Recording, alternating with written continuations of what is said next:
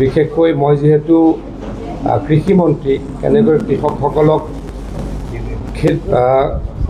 খেতি কৰিবৰ কাৰণে নতুনকৈ খেতি কৰিবৰ কাৰণে কঠীয়া দিয়াৰ ব্যৱস্থা কৰিব পাৰিম বা বীজ দিয়াৰ ব্যৱস্থা কৰিব পাৰিম।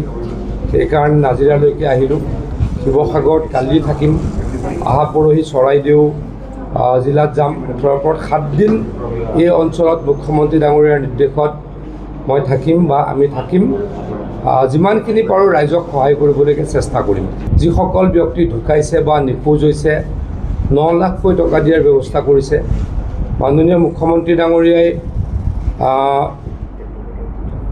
ইণ্টাৰিম 15,000কৈ টকা পাৰ পৰিয়ালক যাৰ ঘৰত পানী সোমাইছে বা বেয়াকৈ নষ্ট হৈছে দিয়াৰ ব্যৱস্থা কৰিছে। মুঠৰ ওপৰত মোৰ যিমান খবৰ আছে, আমি শিৱসাগৰ জিলাত 50,000 পৰিয়ালক অহা 3 তাৰিখে 15,000কৈ টকা দিব পাৰিম। সেইটো ফুল নহয়, এইটো ফাইনেল নহয়। ফাইনেল ঘৰ ভাঙিলে আমাৰ এখন মেনুৱেল থাকে, ৰিলিফ মেনুৱেল থাকে।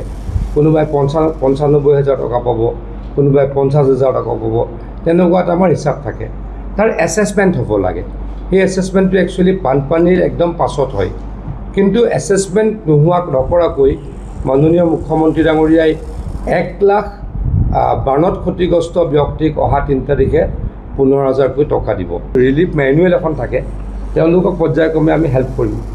আমাৰ কৰিব লগা বহুত আছে, এয়া আৰম্ভণিহে, এইটো আৰম্ভণিহে। আমি ইউটেনচিলছলৈকে দিওঁ, আমি ভাত বনোৱা বাচনলৈকে আমি অসম চৰকাৰৰ পৰা দিওঁ, কিতাপৰ পইচাও আমি দিওঁ।